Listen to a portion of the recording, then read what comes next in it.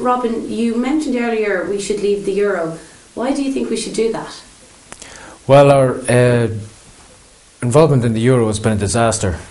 Within 10 years of being in the euro, we've lost our sovereignty. That should say it all to a lot of people.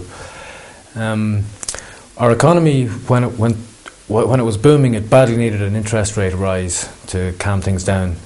But instead, the European Central Bank watched all these economies around Europe overheating, ourselves, the Portuguese, the Spanish, the Greeks, and they did nothing because it didn't suit the German economy to make a rise.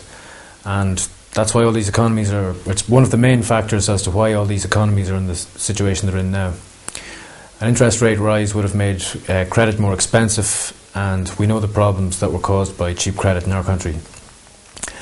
The only thing worse than very low interest rates during a boom is high interest rates during a recession. Now, what the main parties aren't telling you on the doorsteps is that at the moment the German economy is seeing such unprecedented growth that within 2 years they're expecting to have full employment. Now, the European Central Bank, if it goes true to form, is going to raise interest rates to whatever level are necessary to keep down German inflation. So it wouldn't be unheard of, or it wouldn't be unusual for them to raise interest rates by up to 3% in the next couple of years.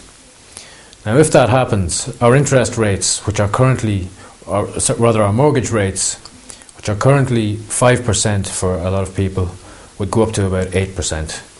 Now, that would be an absolute disaster for the country, but we'll be completely powerless to do anything about it.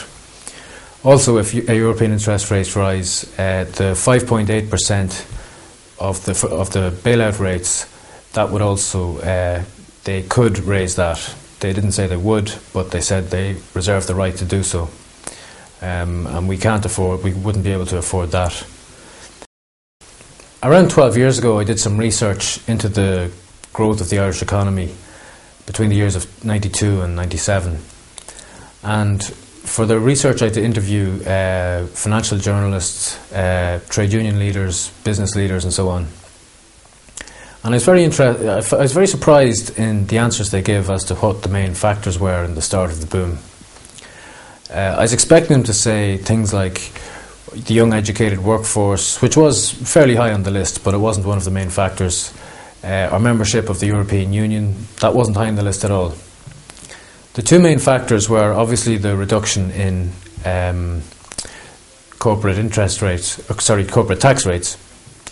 But what came out as the single most important factor among all these people was the last currency devaluation we had of the pund. The currency devaluation made us 10% cheaper to do business in, to invest in. It gave us an export boom, a job bonanza, and that was really what started off the whole Celtic Tiger. Now, in a recession like we're in at the moment, that's the kind of stimulus our economy needs, but we won't ever be able to do that, obviously as part of the euro.